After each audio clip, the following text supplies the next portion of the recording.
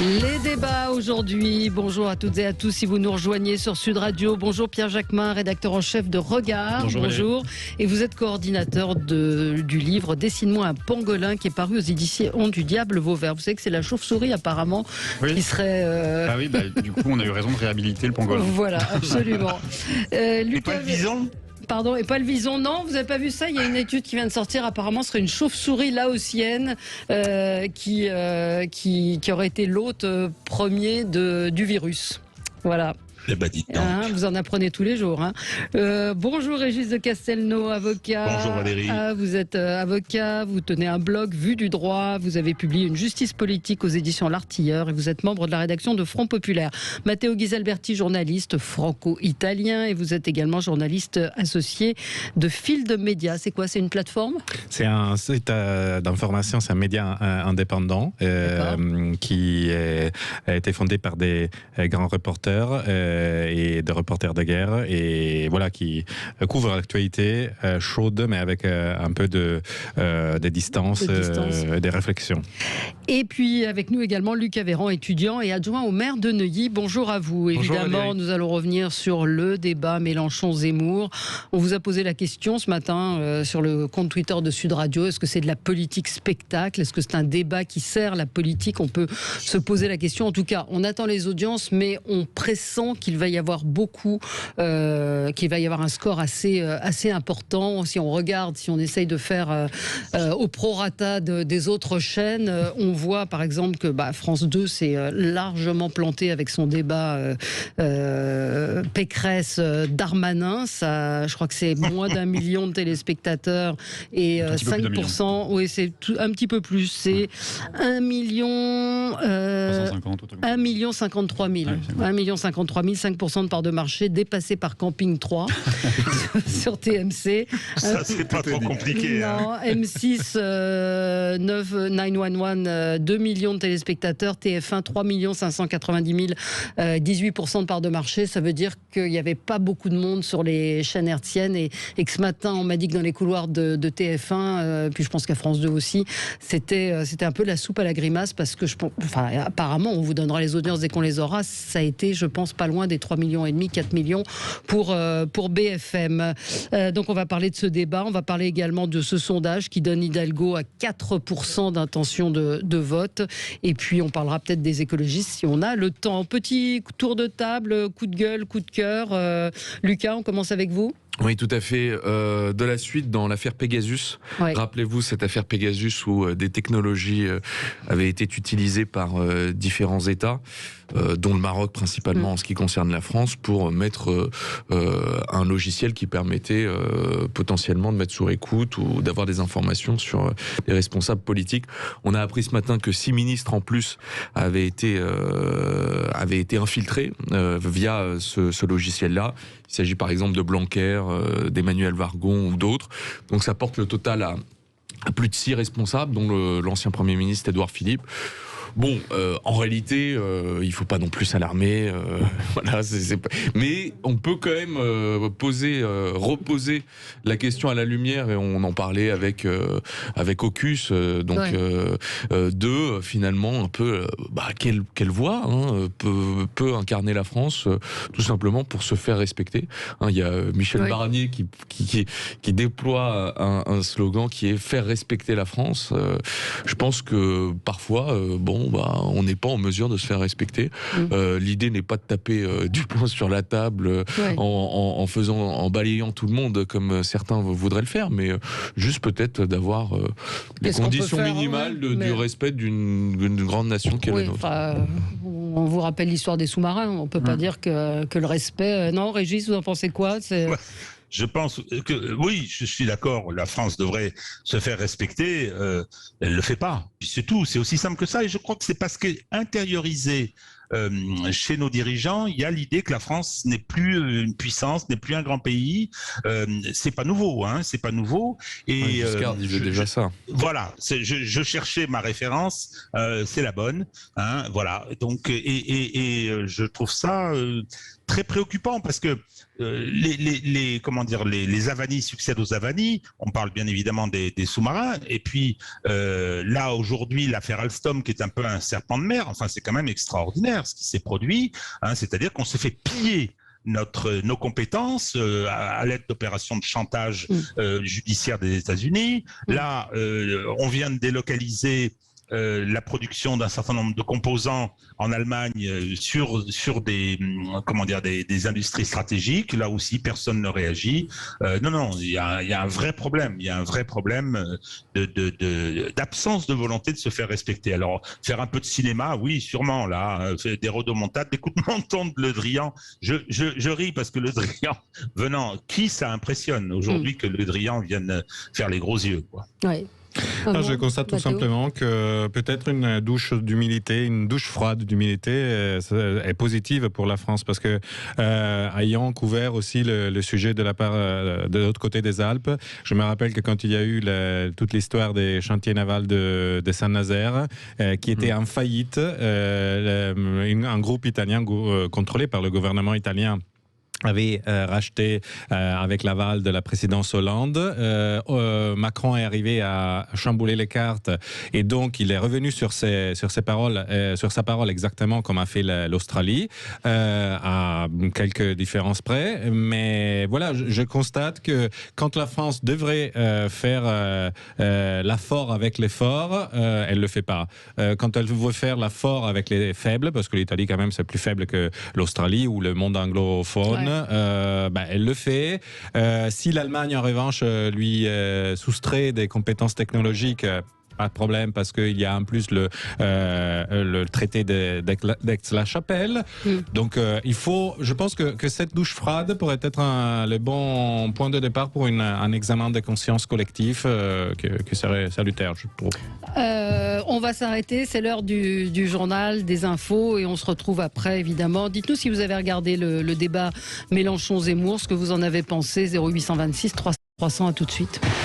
Avec vous sur Sud Radio pour le 10h midi, nous allons revenir sur le débat Mélenchon-Zemmour, politique spectacle, politique débat utile pour la politique. 0826 300, vous pouvez nous appeler pour nous dire ce que vous en avez pensé. Anne Hidalgo à 4% dans un sondage, elle peine à s'imposer, on va en reparler avec vous. Vos coups de cœur, vos coups de gueule. Pierre Jacquemin, rédacteur en chef de la revue Regard, coordinateur du livre Dessine-moi un pangolin aux éditions Diable Vauvert. Lucas Véran, étudiant et adjoint au maire de Neuilly. Matteo Ghisalberti, journaliste franco-italien, journaliste associé au site Field Media, FIL, pas Michel Field, Field Media. Et Régis de Castelnau, vous êtes avocat, Vue du droit, c'est votre blog, votre livre Une justice politique est paru aux éditions de l'Artilleur. Alors on continue notre tour de table. Pierre Jacquemin, c'est un coup de cœur pour les sages-femmes. Oui, c'est un coup de cœur pour les sages-femmes qui, depuis une bonne vingtaine d'années, demandent des réévaluations de leur statut, réexamen du statut de leur profession, augmentation de leur salaire qui n'ont jamais augmenté depuis 20 ans.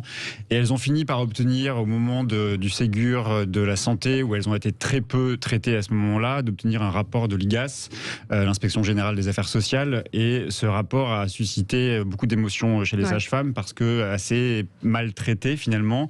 Beaucoup de misogynie d'ailleurs dans la manière de traiter ce métier-là aussi dans ce rapport. Et puis des conclusions qui ne sont pas à la hauteur des espérances des sages-femmes. Les sages-femmes ne demandent pas grand-chose, elles demandent une reconnaissance de leur statut, elles ont un niveau Bac+5 je crois, elles ne sont pas reconnues comme étant des praticiens alors qu'elles assument les accouchements, c'est elles qui portent des responsabilités lourdes, donc du coup chapeau à elles parce que ce soit en public ou en privé, elles se mobilisent à partir d'aujourd'hui pendant plusieurs jours et que donc je trouve que ce combat est absolument juste. Elles disent d'ailleurs on vous a fait naître, à vous de nous reconnaître aujourd'hui, et je pense que leurs revendications sont totalement légitimes. Ouais. C'est Régis qui dit quelque chose ? Non. Oui, je disais, c'est pas mal le slogan. Oui, mais c'est vrai. On vous a Mais fait naître, sachez nous reconnaître, j'aime beaucoup. Oui, mais c'est très juste. Oui, c'est une profession assez peu. Et il manque du coup le fait que ce soit un métier très dur et mal payé, mal reconnu. Il manque aussi beaucoup de sages-femmes. Elles sont sous-effectifs, je dis elles parce que c'est 98% du corps de métier, et elles sont souvent en sous-effectif dans les postes, dans les blocs opératoires. Alors, Matteo, coup de gueule. Coup de gueule pour l'arrestation en Italie de l'ancien leader catalan Carlos Puigdemont, exactement, qui venait d'arriver en Italie. Et je rappelle qu'il est élu au Parlement européen. Sans rentrer dans la guerre, disons, pour l'indépendance de la Catalogne, je constate tout simplement que pour moi c'est grave quand on arrête un représentant politique, surtout s'il représente une minorité ou en tout cas une force d'opposition, et au-delà de ce qu'ils peuvent porter comme idée, etc. Là, il y a eu un procès politique et je pense que en tout cas, on a donné la preuve encore une fois avec cette histoire de la Catalogne qu'en Europe on peut parler seulement de certains arguments et pas d'autres, parce qu'on craigne toujours l'effet domino. On craigne que si l'Espagne allait perdre une partie de son territoire, ça pourrait arriver aussi pour d'autres pays.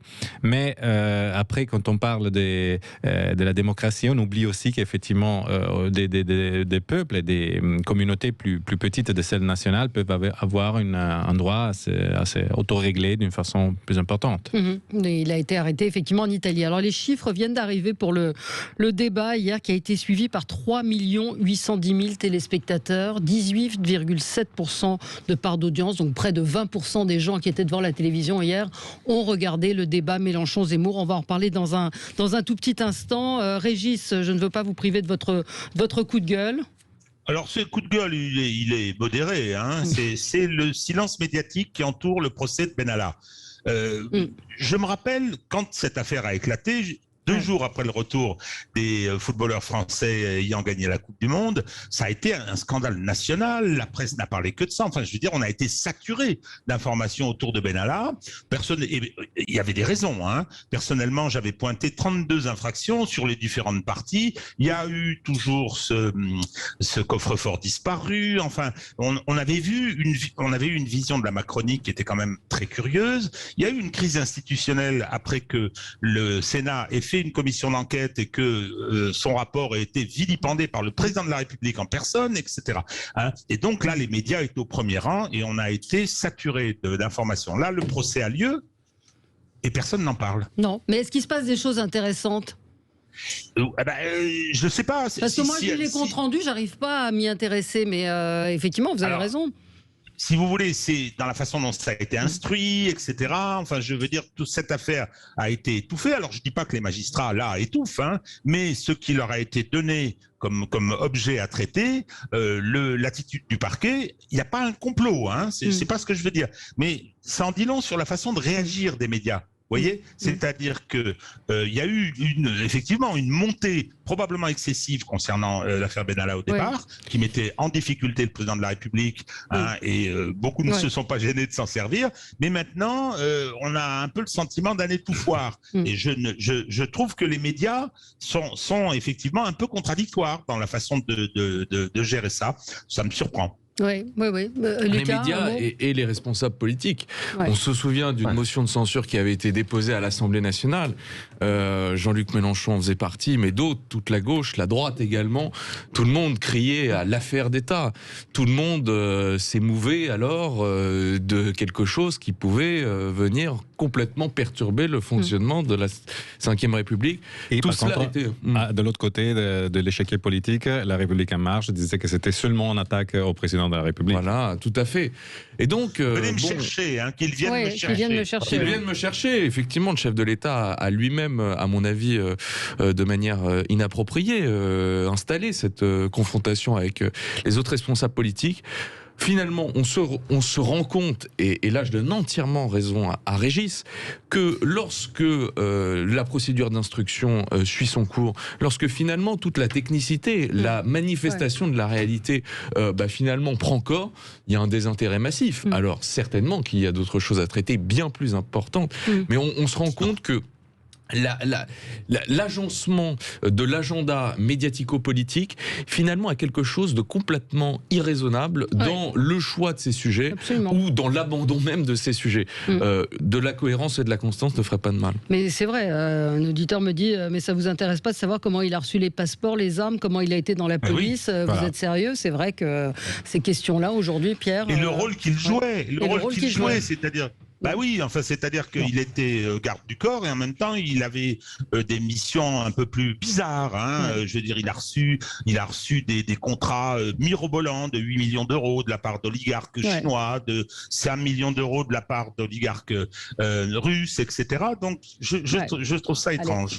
On va passer à notre sujet du jour, le débat Mélenchon-Zemmour. C'est quand même un événement. On ne peut pas le nier avec ce score qui est complètement fou. Près de 4 millions de téléspectateurs, c'est du jamais vu pour une chaîne comme BFM. C'est assez étonnant. Ce que je pense, c'est que ou pas d'ailleurs. Étonnant pour le pourcentage effectivement de ces spectateurs, mais pas étonnant pour le fait que je crois que on arrive à la fin de la conception de la Ve République telle qu'elle est maintenant. Parce que ici en France, ça surprend et parfois ça agace l'idée de faire des débats avant des élections. Alors que dans d'autres pays, comme par exemple l'Allemagne ou les États-Unis, même il y a des débats pour les primaires des différents partis, etc. Et ils sont plutôt suivis. La France, ça a une autre attitude, mais je pense que si presque 4 millions de Français regardent un débat entre deux personnes dont l'une seulement est officiellement candidate à l'Élysée, cela peut vouloir dire que d'un côté, les gens veulent entendre parler des sujets qui leur tiennent à cœur, sans langue de bois ou avec moins de langue de bois. Et de l'autre côté, peut-être, on a parlé beaucoup des fameux temps d'antenne que le CSA avait compté pour Zemmour, etc. Peut-être les Français sont en train de dire écoutez, on veut arriver, vu qu'on devra donner la délégation de nous représenter à une personne seule pendant 5 ans pratiquement, il faut qu'on entend parler ces gens-là. Qu'est-ce que ça dit ce score, Régis, de Castelnau? Que les gens ont été chauffés. Je veux dire, parce que je suis d'accord avec ça vous. c'est le moins qu'on puisse dire, c'est-à-dire que si vous voulez, on a eu un marketing politique, bien évidemment, logique, mais tout à fait considérable. Bon, on a 3 millions de téléspectateurs, c'est pas non plus colossal. Je rappelle c'est symptomatique quand même de quelque chose. Oui, tout à fait. Qu'une chaîne comme BFM fasse ce score-là, ça veut dire quelque chose. Alors que sur la 2, il y avait un autre débat. France 2 proposait Pécresse, Darmanin, deux croque-morts. Non, mais c'était. Oui, mais là, vous voyez ce que vous êtes en train de dire, c'est qu'aujourd'hui, ce qu'on veut, c'est ça, c'est du spectacle. Moi, je regardais BFM, ça a été organisé comme un combat de boxe. J-60. Exactement. Non, mais c'est pas nouveau. H-60, H-30. Mais ça, c'est les stratégies de communication. Rappelez-vous le stratégie de communication BFM. Oui. BFM fait un pari sur un débat, etc. Je suis pas tout à fait d'accord sur le fait qu'on veut pas de débat. Il y a toujours eu des débats. Mais on veut des débats spectacles. Pierre Jacquemin, Moi, j'ai le sentiment que certes, ça a été vendu. Il y a eu une promotion assez incroyable sur la chaîne BFM et ailleurs autour de ce débat. Et donc, effectivement, ça a été monté en sauce. Il y a des communicants qui savent faire très bien. Mais j'ai pas vu un match hier. J'ai pas vu une foire d'empoigne. J'ai vu, au contraire, un débat, une confrontation idéologique, parce que c'est vrai qu'on n'était pas sur le fond des sujets avec des propositions concrètes, même si Jean-Luc Mélenchon a pu dérouler un peu son programme, on était plus sur une confrontation idéologique, mais moi je vois à ce succès surtout l'envie de débat, l'envie de politique. Les Français ont envie de débat, les Français ont envie de politique. Mais je vais vous dire une chose, c'est qu'en fait le format aussi est intéressant. Je pense qu'il y a une leçon à retenir. 2 heures, presque 2 heures de débat, ça veut dire qu'on va sur le fond des sujets. Les Français, il ne faut pas les prendre pour des demeurés et des bêtes et des imbéciles. Quand on a un format d'émission où il y a 20 minutes de temps de parole entre deux personnes, on sait qu'on va aller tout de suite vers le clash, on sait qu'on va aller tout de suite sur presque des raccourcis ou des caricatures. Et que donc là, je pense que hier soir, qu'on aime l'un ou l'autre ou qu'on ne l'aime pas ou qu'on ne les aime pas, il y a eu du fond, il y a eu du contenu, il y a eu de l'intelligence, il y a eu de la culture.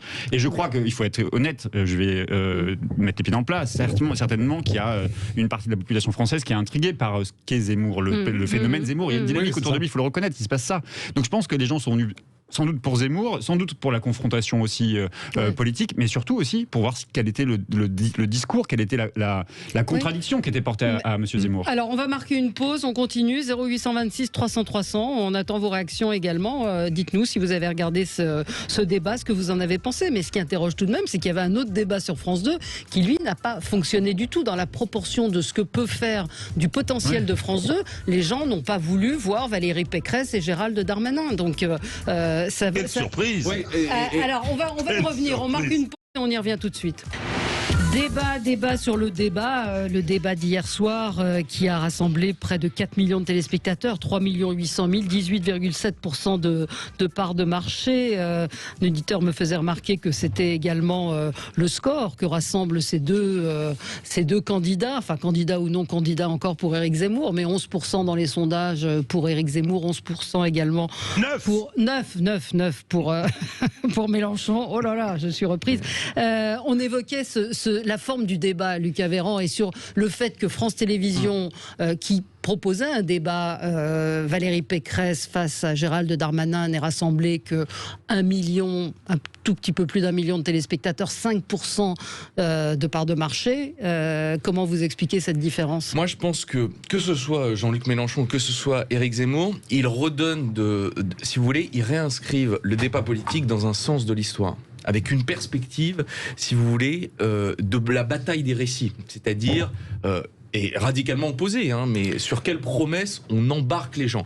D'un côté, effectivement, planification écologique, réconciliation du pacte social, de l'autre peut-être réenchantement de la civilisation chrétienne, si vous voulez, de cette nation millénaire, mais il y a de la perspective.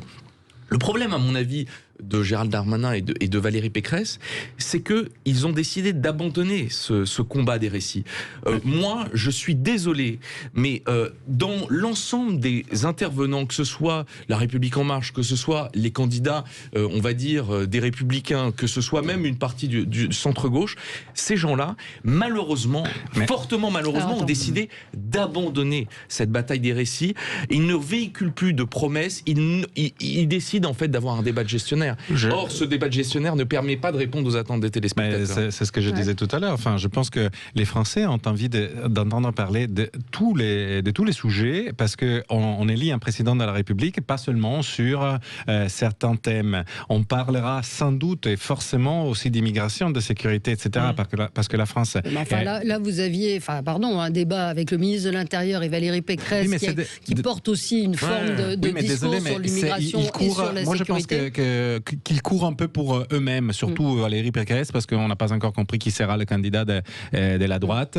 Et surtout, elle a un problème parce que maintenant, elle a une concurrente aussi qui vient de sa même région. Et puis, n'oublions pas, ce que j'ai dit tout à l'heure, que ça fait 2 ans que nous parlons seulement d'un argument, le Covid. Et nous en parlons en nous attaquant parce que on considère que ceux qui sont pour Raoult sont les méchants, ceux qui sont pour les vaccins sont des cons, etc. Enfin, c'est devenu très primaire. Alors, et là, on a besoin de... Je voudrais que Régis nous dise ce qu'il pense de ce type de débat. Je pense que effectivement, on passe son temps à dire c'est la rencontre d'un homme et d'un peuple, l'élection présidentielle française. Toutes les élections se sont réglées sur la base de thématiques. Ceux qui ont réussi à imposer une thématique, un récit, ont effectivement pu gagner. Donc, sur la différence que vous soulevez, Valérie, entre les deux, vous avez d'un côté Darmanin qui a changé de crèmerie plusieurs fois, vous avez Valérie Pécresse qui a commencé par quitter, à cause de cet horrible Vauquier, par quitter les LR, qui revient, etc. Enfin, quelle consistance en termes de thématique, en termes de récits forts, ils ont zéro. Donc, alors, Mathéo a raison. Ils sont candidats à rien, ni l'un ni l'autre pour l'instant, puisque Valérie Pécresse, on ne sait absolument pas si elle sera la candidate choisie, etc. Donc, si vous voulez, le débat le Premier ministre inégal. Le débat entre les deux débats, les deux autres sont parfaitement identifiables. Ils ont chacun une thématique, elles sont opposées. C'est ça peut-être qui intéressait beaucoup les gens, mais ils ont chacun une identité politique très forte. Forte. C'est pour ça. Pierre, vous avez trouvé, vous, que le débat, vous l'avez commenté hier pour BFM, avait de la tenue. C'était pas un match, vous l'avez dit au début. Et c'est vrai qu'Éric Zemmour a une forme d'expression, peut-être même plus que Mélenchon, qui est assez cash, assez direct. Il dit des choses qu'on n'entend pas ailleurs, et c'est aussi peut-être ce qui séduit un certain nombre de Français.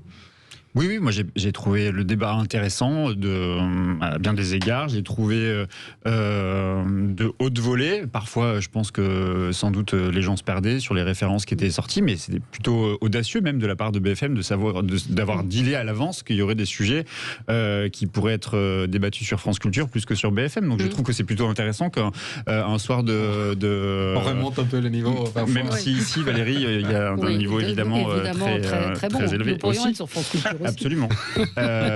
Non, j'ai trouvé ça intéressant. Après, ce que je trouve d'autant plus intéressant, c'est qu'effectivement, hier soir, j'ai eu cette tendance de critiquer un peu Éric Zemmour sur le fait que on n'a pas entendu beaucoup de propositions concrètes. Et c'est vrai qu'il y a eu assez peu de propositions, comparé à Jean-Luc Mélenchon, qui avait un programme à dérouler et qui a cité beaucoup de ces mesures. Mais en réalité, c'est vrai qu'hier soir, on a eu un débat d'idéologues presque, c'est-à-dire qu'il y avait deux idéologies qui s'affrontaient. Jean-Luc Mélenchon qui dit ma priorité c'est l'urgence sociale et écologique, et Monsieur Zemmour qui, quand on lui pose la question de l'écologie, répond islam, immigration, c'est sa priorité. Il y en a un qui veut sauver la planète. Non, j'ai pris les notes, donc pardon, mais il dit quand même ma priorité c'est à la question mais à la question quelle est votre priorité, ou en tout cas quelle est la question c'est pas la priorité d'ailleurs, c'est la question sur la question écologique, il répond ma priorité c'est l'islam, l'immigration. Ça ne fait, et pour moi mais ça ne fait pas un projet pour la France. Certes, il faut parler d'immigration, certes, il faut sans doute parler de sécurité, mais ça ne fait pas un projet en soi pour la France. Et M. Zemmour n'avait que ça à la bouche hier, et je trouvais que c'était un peu il y en a un qui vend un livre, et il y en a un autre qui vend un projet pour la France. On oublie toujours, je veux juste finir là-dessus, parce qu'on oublie toujours une chose, c'est qu'il ne parlait pas non plus d'égal à égal. Il y a un candidat à l'élection présidentielle, et face à lui, il y a possiblement, on n'en sait rien, nous, journalistes, on n'en sait rien, les sondeurs, visiblement, sont quelqu'un qui pourrait être candidat à l'élection présidentielle, sans même qu'il ait dit qu'il était candidat. Donc hier soir, il y avait un monsieur qui vendait un livre. Oui. Mais techniquement, il a même dit mon projet. Il a acheté le masque. Il a dit mon projet. À un moment, c'était assez drôle. Et donc, mais si vous voulez, je crois que effectivement sur la critique Zemmour, de Zemmour que je partage, ce qui était intéressant aussi, c'est qu'on avait quelqu'un qui mettait le social au cœur de son projet. Bon, on aime ou on n'aime pas. Moi, j'ai voté Mélenchon en 2012 et 2017 et je voterai pas cette fois-ci pour lui. Toujours est-il que, pour me situer un petit peu, c'est aussi le point aveugle d'Éric Zemmour. Et c'est la raison pour laquelle il va revenir sur ce qui fait sa force, c'est-à-dire cette absence de contraintes, cette parole libérée sur les questions de l'islam, de l'immigration et de l'identité. Donc, je crois que ça a été aussi un révélateur, parce que je pense que le point aveugle de Zemmour, c'est qu'il est ultralibéral. Ultralibéralisme autoritaire, ce projet qu'on voit se dessiner, c'est pas par hasard, je l'ai dit et je termine, c'est pas par hasard et je l'ai dit cette semaine sur Sud Radio, c'est pas par hasard il part voir Orban avec Marion Maréchal. Il y a une tendance forte dans cette droite et dans cette bourgeoisie française qui le soutient. Un auditeur nous dit le débat est utile, non pour ce qu'il construit, mais par ce qu'il démolit. C'est dans ces débats, au moment des exaspérations, qui brisent les vernis, que les participants déguisent un peu moins leur vrai visage. Ça c'est vrai, mais un point d'intérêt quand même, plus spécifiquement sur Éric Zemmour que sur Jean-Luc Mélenchon, parce que comme vous l'avez dit, Jean-Luc Mélenchon a été candidat 2 fois à une élection présidentielle, donc on peut lui reconnaître au moins la densité d'un programme politique. Éric Zemmour hier, finalement, c'était peut-être sa première confrontation où il a dû ouvrir ses vues. Et donc il fut intéressant de constater par exemple sa doctrine en matière économique, sa doctrine en matière écologique, même si je peux vous l'accorder, elle est plutôt faible. C'est que finalement, beaucoup de gens qui peuvent être tentés par l'aventure Zemmour n'arrivent in fine pas à comprendre ce qui fait son projet politique. Et donc hier, c'était peut-être aussi, et c'est ce qui explique ces audiences, un moyen d'enfin découvrir ce qui se cache. On a vu une critique assez verve de la dépense sociale, de son poids, 35% du PIB. On a vu effectivement une défense du modèle énergétique français et du mix électrique avec la part du nucléaire qui représente. On a vu toute une série d'éléments qui finalement ont pu permettre enfin, au-delà de ces priorités qui ne suffisent pas, ça je suis d'accord avec Pierre Jacquemin, à faire une politique pour la France, finalement à avoir un peu une vue d'ensemble sur ce qu'il est susceptible de proposer. Alors, on va marquer une pause et on revient dans un tout petit instant. 0826 300 300. Vous pouvez réagir évidemment à ce débat tout de suite. Et nous commentons plutôt le débat d'hier soir avec entre Éric Zemmour et Jean-Luc Mélenchon. Éric Zemmour qui sera l'invité de la matinale de Sud Radio lundi matin. Nous en parlons avec Qu'est-ce qu'il est censuré, dites donc Qu'est-ce qu'il est censuré c'est une victime. Pierre Jacquemin, Lucas Véran, Matteo Ghisalberti et Régis de Castelnau. Donc nous évoquions ce débat, ce score, près de 4 millions de téléspectateurs, 3 800 000. Donc ça veut dire qu'il est monté, parce que les gens sont peut-être pas forcément restés sur la durée, mais au début il y a dû y avoir énormément de monde, près de 20% de part de marché.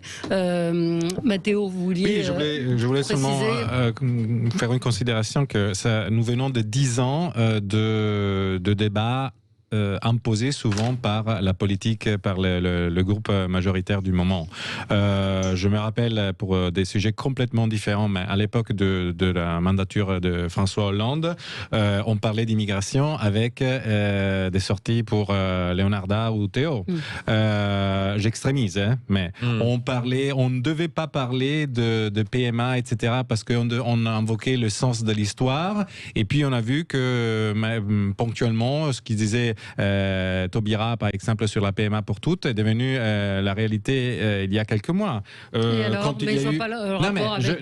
Pour dire qu'on a eu un matraquage pendant 10 années sur ces thématiques-là, ou bien quand on a eu la crise des Gilets jaunes, on aurait dû pas parler de la France qui rame aussi, et qui donc, enfin, il y avait. Mais c'est dans ces candidats-là que les Français se retrouvent. Non, ce que je dis, c'est qu'on a eu pendant 10 ans des thématiques qui étaient traitées d'une certaine façon, à cause aussi de l'imposition d'un agenda d'information de la part des pouvoirs en place.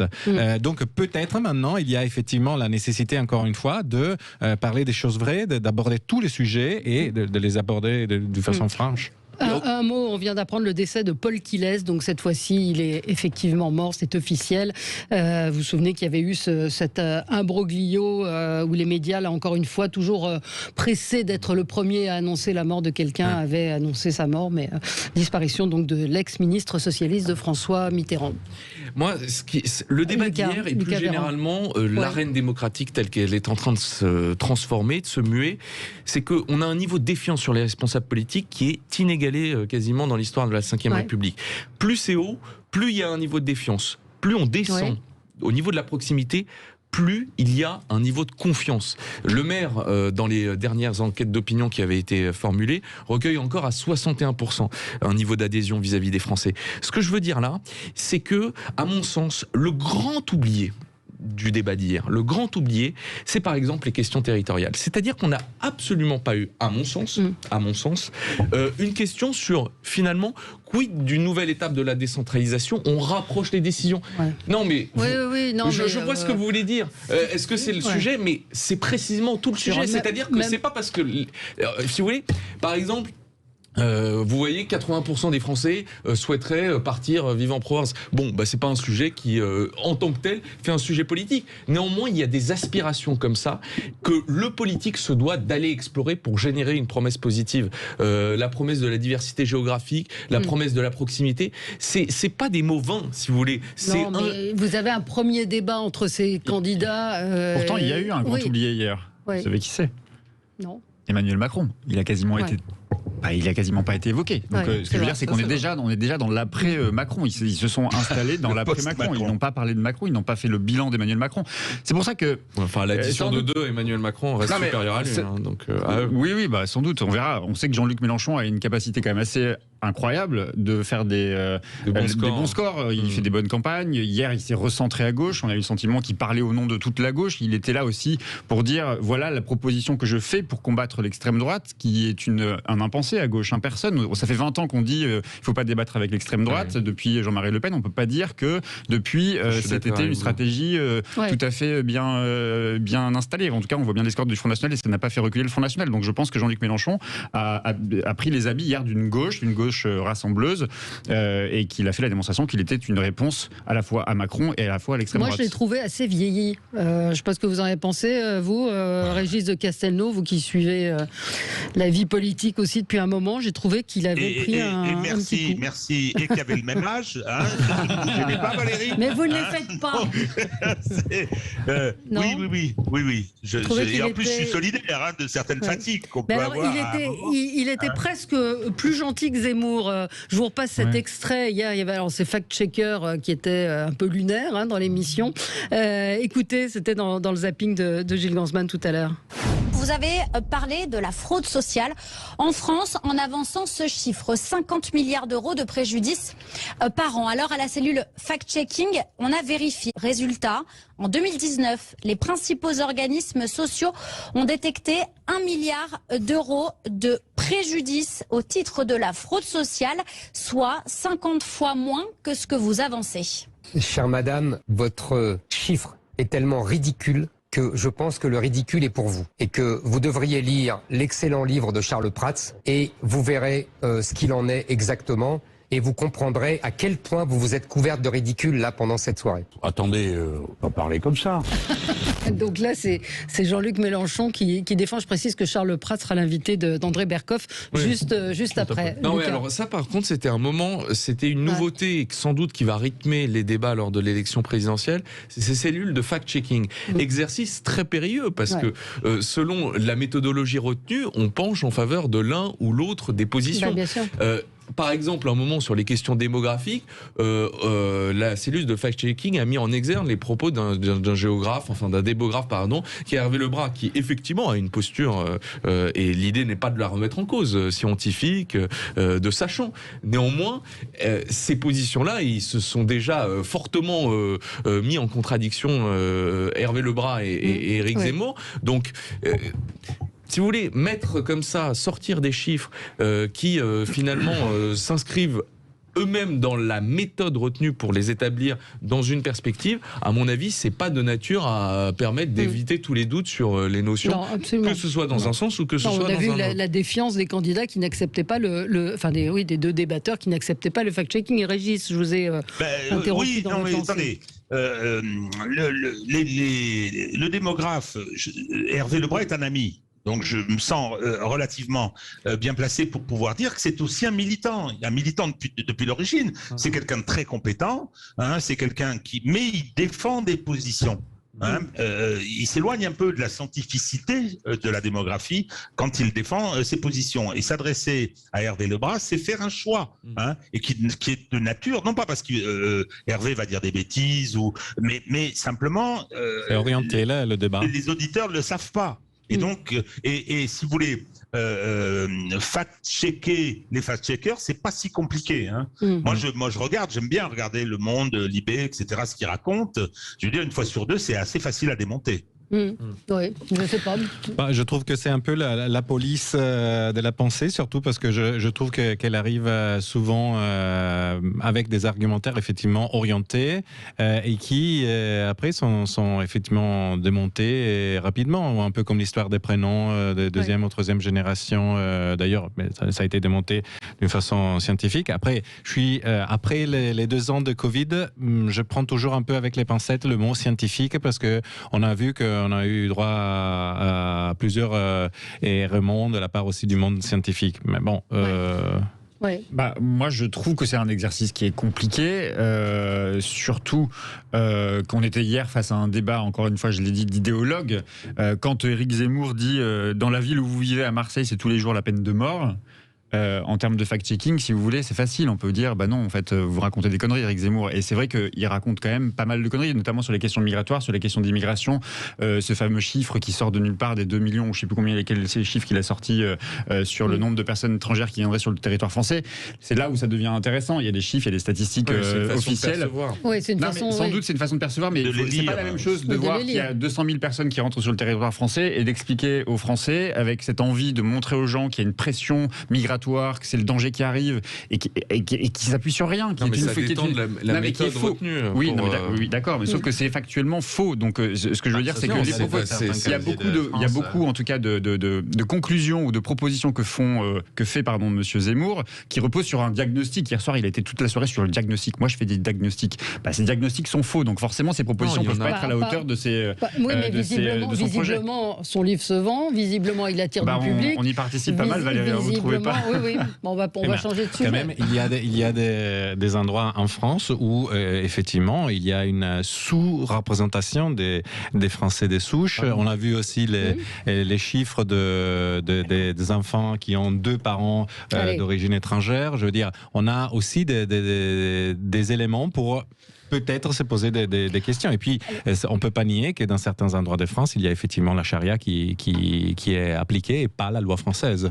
Bon. Donc, je ne sais pas si vous l'avez. Je crois pas. Faites un tour autour de Paris ou dans certains quartiers de Paris. Sans doute vous y êtes allé. Vous avez dénoncé auprès de la police que vous avez vu des phénomènes de charia, de femmes qui étaient dilapidées en place publique ou d'homosexuels qui étaient jetés par-dessus un pont. Les femmes ne peuvent même pas sortir de leur maison. Et ne peuvent pas aller dans les bars de Café de France dans certains endroits.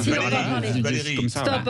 Justement un petit sourire avant de quitter ce sujet. Olivier Ranson, le dessinateur du Parisien, qui est toujours très très drôle, faisant un petit combo entre le débat Jadot Sandrine Rousseau, qui disait que son mari était déconstruit. Le commentaire, j'ai envie de lire le commentaire qu'il fait hier sur le débat d'hier. Donc, on a eu un franc-maçon qui défendait l'islamisation face à un juif d'extrême droite qui défendait la laïcité au nom de ses racines chrétiennes. Si Sandrine Rousseau se cherche un autre mari déconstruit, voilà, effectivement, il y avait cette espèce de situation un peu curieuse, avec ces fronts renversés qui pouvaient être drôles et faire penser à Sandrine Rousseau. On a eu ça a été un succès, son débat avec Jadot. Pas vraiment, non. Je crois que c'est 200 000, oui, c'est ça, 200 000 sur LCI. Mais du coup, ce matin, ils étaient aussi en débat sur BFM. Donc, avec les annonces d'hier soir, je pense que ça a dû être boosté. Ils vont faire plus samedi soir. Mais c'est vrai que c'était pas une audience folle. 200 000, oui, c'est ça, 200 000 et quelques. C'était pas terrible. On va parler d'Anne Hidalgo. 4%, pas terrible non plus pour elle. C'est le chiffre qui est donné dans les sondages en intention de vote pour la candidate à la présidence de la République. À tout de suite. On se retrouve pour débattre. On continue de débattre jusqu'à midi. Charles Prats sera l'invité d'André Berkoff tout à l'heure. Anne Hidalgo, créditée de 4% d'intention de vote. C'est un sondage Odoxa pour l'Obs. Jean-Luc Mélenchon, lui, est crédité de 7,5 à 8% d'intention de vote. C'est quand même, Pierre Jacquemin, vous qui connaissez bien la gauche. La gauche n'est pas en forme. Non. Clairement, elle n'est pas en forme. Après, c'est le moins qu'on puisse dire. On sait la capacité d'un Jean-Luc Mélenchon à pouvoir convaincre pendant des campagnes électorales, parce qu'il est plutôt bon sur le fond et sur la forme. D'ailleurs, il était parti très bas en 2016 et il est arrivé quand même à près de 20% en second tour, au premier tour de l'élection présidentielle. Donc il y a cette capacité-là, il y a une dynamique qui est possible. Pour ce qui est d'Anne Hidalgo, c'est toute la difficulté d'un parti qui est devenu presque un astre mort. C'est-à-dire que on ne sait pas très bien où habite le Parti socialiste. Alors certes, Anne Hidalgo ne veut pas être la candidate du Parti socialiste, n'empêche, elle est seulement pour l'instant adoubée par le Parti socialiste, même s'il y a encore une procédure de vote des militants, mais qu'il y a un manque de souffle, il y a un manque d'idées nouvelles. Il n'y a pas d'adhésion à sa personnalité. Visiblement, ça on verra, parce qu'elle commence sa campagne, donc c'est vrai qu'elle n'est pas encore vraiment connue. On la connaît comme étant la maire de Paris et elle semble vouloir être la maire de France. Donc c'est vrai qu'il y a un problème, c'est-à-dire qu'elle s'enferme elle-même dans des choses qui ne devraient pas être de sa hauteur. Sur BFM, quand elle est interrogée sur est-ce qu'il faut passer les autoroutes à 120 km/h, ça ne devrait pas être son sujet. Elle devrait dire écoutez, 110. je suis pas là, ou 110, pardon. Je suis pas là pour parler de ça. Et du coup, elle rate son entrée en campagne parce que on en fait une mesure phare alors que c'est pas vraiment dans son programme. Il n'est pas encore totalement écrit et qu'elle devrait être plus justement dans quelle vision. Vous l'avez dit tout à l'heure. C'est vrai que je pense que ce qui manque aujourd'hui à la droite et à la gauche, gauche, c'est moins vrai pour Jean-Luc Mélenchon, c'est moins vrai pour l'extrême droite, c'est de dessiner une perspective, une vision. Et il y a une absence de vision chez les socialistes qui est assez déroutante, parce que quand même maintenant ça fait un quinquennat qu'ils auraient dû faire l'inventaire de leurs échecs, de leurs échecs, quand ils étaient en responsabilité. Enfin, 4%, c'est la douche pitoyable. C'est aussi. Lucas, et puis après, on peut fournir des éléments d'explication, à mon avis, aussi en termes de sociologie électorale, c'est-à-dire qu'on se rend compte, et on peut le regretter, et qu'il y a une fracture entre les électorats métropolitains, les mêmes qui ont mis au pouvoir un certain nombre d'écologistes, que ce soit à Bordeaux, à Lyon ou à Strasbourg, et finalement les zones périurbaines, rurales, où pour l'instant Anne Hidalgo n'arrive pas du tout à être audible vis-à-vis de ces catégories-là.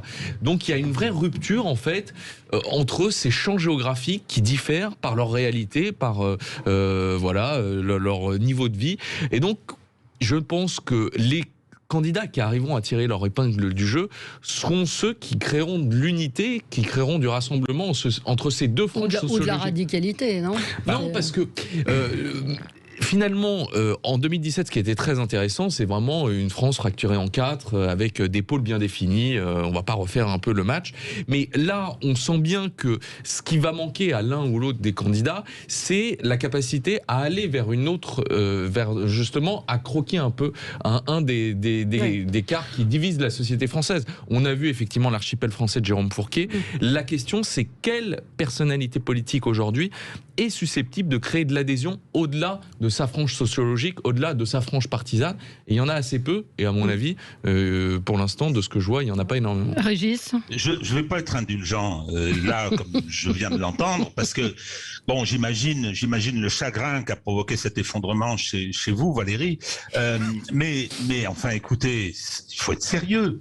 Comment des gens comme Olivier Faure ou comme Anne Hidalgo peuvent s'imaginer une seconde qu'ils ne vont pas au désastre ? Enfin, qu'est-ce qu'elle a à raconter ? Qu'est-ce qu'elle a à proposer ? Elle est nulle. Il faut dire les choses comme elles sont. Enfin, voyons. Alors, je ne sais pas à combien ça finira, parce que il y a les réseaux, il y a le réseau des collectivités territoriales a bien diminué. Il y a les rivalités au sein de ce parti, puisque Le Gall a dit qu'il irait quand même, etc. Donc,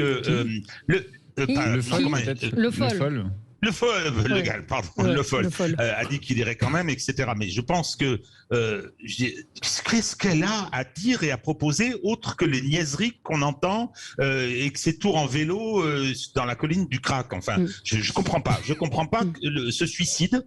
Je vois pas que ça puisse être autrement. Ouais, il faut quand même dire que c'est bon. On peut quand même trouver un peu courageux de la part d'Anne Hidalgo de se lancer dans une bataille, oui, dont on sait qu'elle va être compliquée, et dans un parti qui n'a pas forcément non plus de personnalité qui pouvait prétendre à incarner les idées socialistes. Nécessite un acte de courage. Mais non, je pense que si c'était du courage, elle y va pas pour sauver. Elle y va pas pour la présidentielle. Elle y va pour sauver le parti en vrai. Je pense que c'est de l'inconscience. Non, vous savez, sur ces évolutions en cours de campagne, Mélenchon était donné en 2000, donc c'était 2012, oui c'est ça. Donc en 2012 au début, il était donné à 16 ou 17, je me rappelle très bien, je travaillais avec le parti de gauche, et il a fini à 11. Il fait exactement le contraire en 2017, tout ça a été analysé, il fait une magnifique campagne républicaine, il recentrage, une espèce de populisme de gauche, etc.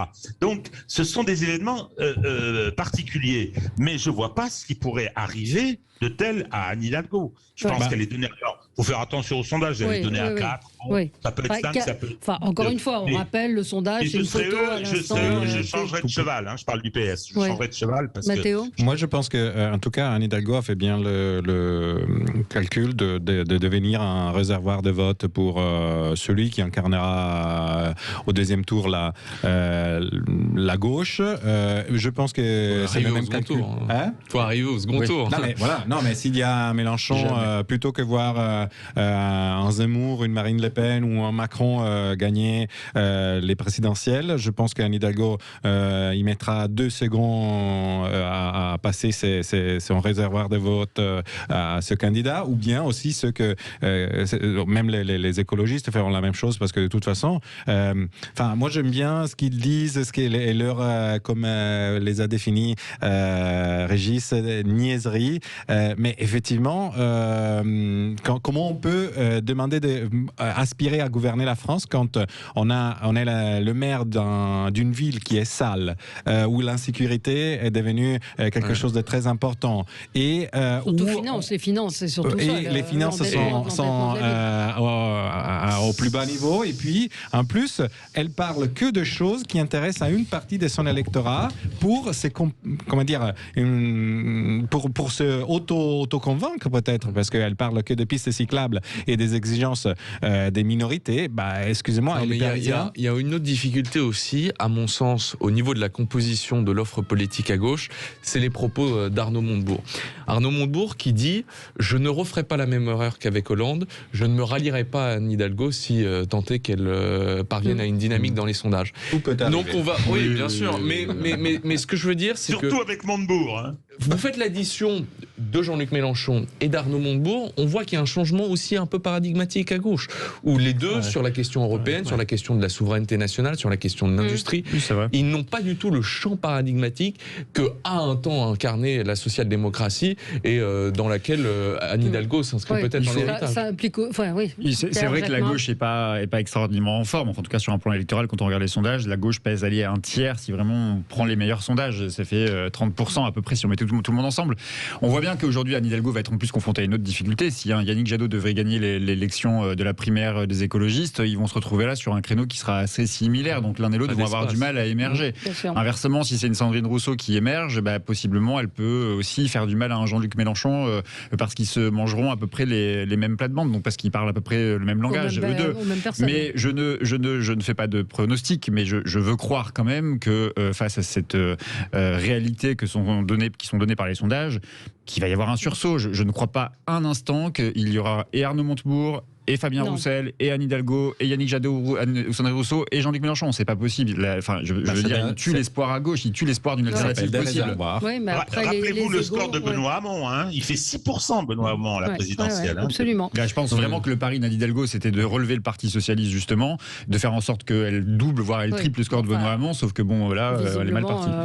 Il y a un précédent Jospin de 21 avril 2002 qui est peut-être pas inintéressant pour les gens de gauche. Aussi.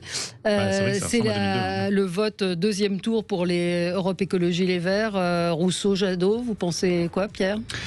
J'ai le sentiment que les militants, en tout cas, qui ont voté à cette primaire et notamment au premier tour, ont été quand même tentés par ce discours de radicalité. Encore une fois, la radicalité, c'est pas la violence, on ne peut pas mélanger. La radicalité, c'est comment on prend les choses à la racine, on change les choses du système, on change les choses. Voilà. Et je pense que chez Delphine Batho, chez Éric Piolle, qui ont été donc éliminés du premier tour, il y a eu cette volonté, en allant vers eux, parce qu'ils ont fait quand même des bons scores, de voter pour un programme de radicalité, pas un programme d'accompagnement de ce qu'on appelle l'écologie de gouvernement que M. Jadot aime bien utiliser. Donc je pense que Sandrine Rousseau a ses chances. Peut-être elle bénéficiera des sorts jetés par les sorcières écoféministes, je sais pas. Ne sous-estimons pas le trollage, parce que finalement ils ont enlevé les gens qui se sont inscrits pour pouvoir voter Sandrine Rousseau en disant ça disqualifiera les Verts. Moi, personnellement, je souhaiterais, même si je ne suis pas concerné, je n'y vote pas et c'est pas ma famille, je souhaiterais que ce soit Jadot parce que lui pourra prendre des voix à Macron. Je vois difficilement Sandrine Rousseau le faire. Pourra même devenir éventuellement Premier ministre d'Emmanuel Macron dans un prochain quinquennat. Absolument. C'est tout à fait exact. Mais au moins, rapidement, Rousseau-Jadot. Non, mais ce qui est intéressant, c'est qu'effectivement, Rousseau, qu'on a souvent raillé pour ses prises de position que je ne partage pas et qui sont excessives, vous avez rappelé les sorcières plutôt que les ingénieurs, finalement représente quand même un capital politique assez dense et qui n'est pas, je le réduirais pas au trollage, Régis. Je pense qu'il y a une vraie volonté finalement de voir un essor de cette écologie-là qui est moins tournée sur les réalités scientifiques que sur l'incantation militante et qui pourrait effectivement incarner une sorte de radicalité dans le sens péjoratif que je lui donne, mais je suis d'accord que la radicalité n'est pas forcément péjorative, mais face à Emmanuel Macron. Merci à tous les quatre. Dans un instant, André Berkoff et Charles Pratt. Il va revenir sur ces chiffres qui ont été évoqués hier. Très bon week-end. Absolument. Très bon week-end sur Sud Radio.